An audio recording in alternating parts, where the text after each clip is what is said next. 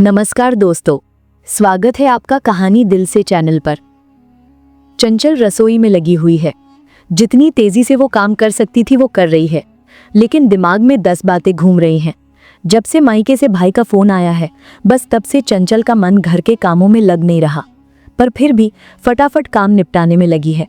क्या पता अम्मा जी को उस पर तरस आ जाए और वो उसे उसके मायके जाने दे।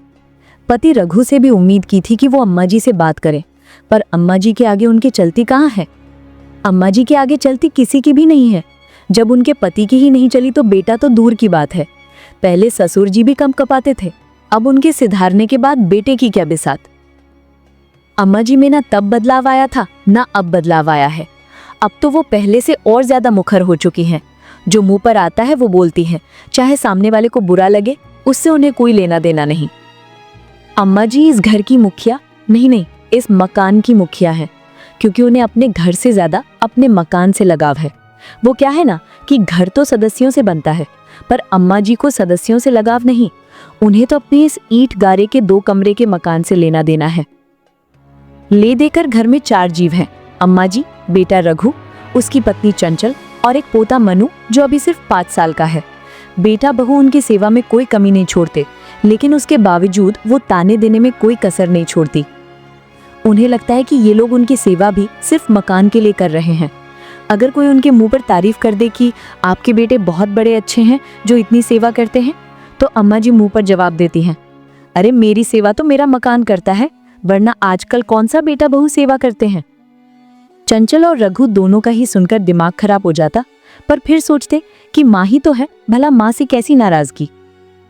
लेकिन आज सुबह चंचल के छोटे भाई का फोन आया कि उसकी माँ की तबीयत अचानक खराब हो गई है। माँ अभी हॉस्पिटल में है और चंचल को ही याद कर रही है। रघु ने जब दोबारा फोन करके पूछा तो चंचल के पापा ने कहा, अभी स्थिति नियंत्रण में है, पर फिर भी आप चंचल को भेज दीजिए, कुछ दिन रुककर वो थोड़ा अपनी माँ को संभाल लेगी। रघु ने फटाफट जाकर अम्मा जी से पूछा, अम्मा, चंचल की माँ की तबीयत खराब है, वो हॉस्पिटल में है, तो मैं चंचल को उसके मायके छोड़ आता हूँ। उसकी बात सुनकर अम्मा जी ने एक बार तो रघु को ऊपर से नीचे तक घूरा, फिर कहा, पूछ रहा है या बता रहा है।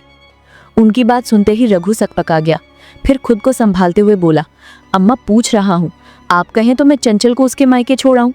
अब उसकी माँ की तबीयत खराब है तो घर में एक औरत का होना जरूरी है, और आप तो जानते हो उसका भाई तो अभी छोटा है, उसकी शादी भी नहीं हुई, ऐसे में चंचल सब कुछ संभाल लेगी।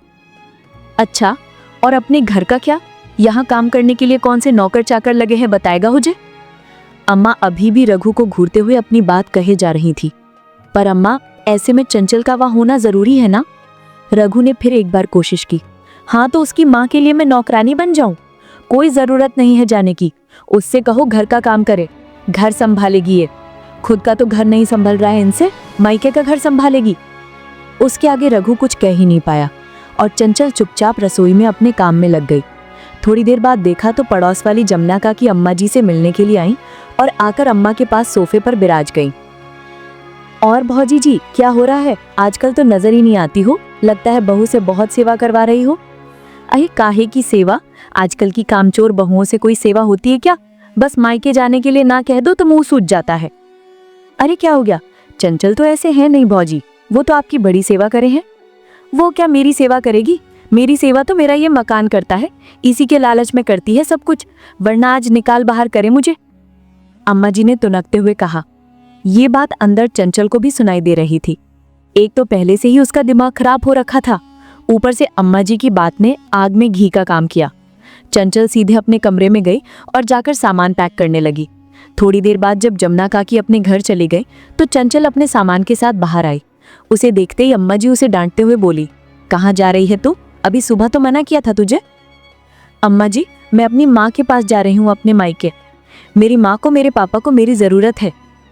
मायके जाने से पहले याद रख, तू इस घर की बहू है, इस घर का काम कौन करेगा, रोटी कौन तैयार करेगा। चंचल अम्मा जी की तरफ मुड़कर मुस्कुराई और बोली, अम्मा जी, अपने मकान से कहिए रोटी बनाकर दे दे, वैसे भी आपकी सेवा हम नहीं, ये मकान करता है, तो अपने सारे काम इसी से करवा लीजिए। अम्मा जी ने गुस्से से रघु की तरफ देखा तो रघु ने चंचल की तरफ देखा। रघु के कुछ कहने से पहले ही चंचल ने कहा, माफ करना, लेकिन मैं सिर्फ आपकी पत्नी ही नहीं, किसी की बेटी भी हूँ। आखिर रघु कुछ ना कह पाया और चंचल अपने बेटे मनु के साथ मायके के लिए रवाना हो गई। अम्मा जी गुस्से से रघु को बोली, तू रोक नहीं सकता अपनी पत्नी को? कैसे जवाब देकर चली गई? यही सिखाया है उसके माँ बाप ने? माफ करना अम्मा, ये उसके माँ बाप ने नहीं सिखाया, ये तुमने सिखाया है। और वैसे भी कुछ गलत नहीं कहा उसने। तुम ही तो कहती थी कि तुम्हारा मकान तुम्हारी सेवा करता है, तो अब करवा लो अपने मकान से सेवा। अगर यही सब चलता रहा तो मुझे भी अपने परिवार के लिए कुछ सोचना पड़ेगा। कहकर रघु चुपचाप अपने कमरे में चला गया। पीछे अम्मा जी हाथ मलती रह गईं। दोस्तों, ये थी आज की कहानी दिल से। अगर कहानी दिल को छू गई हो तो वीडियो को लाइक, शेयर और सब्सक्राइब जरूर करें। राधे राधे।